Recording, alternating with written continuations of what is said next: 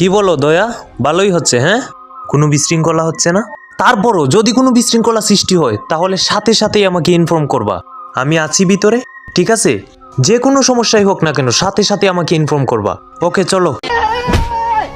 দাঁড়ান, আপনারা কারা? আমরা কে মানে? সিআইডি রেসিপি আমি, আর ও হচ্ছে সিআইডির সিনিয়র ইন্সপেক্টর দয়া।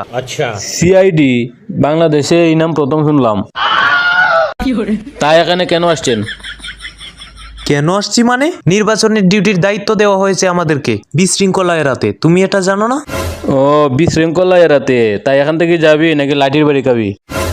লাঠির বাড়ি খাবো মানে? কত বড় সাহস তোর, তুই আমারে হুমকি দেস? সিআইডি রেসিপি রে। দয়া, অ্যারেস্ট করো ওকে। ধ্যাৎ, চুপ। বাপ রে, আরে সিপি চাচা, নিজের জীবন বাঁচা।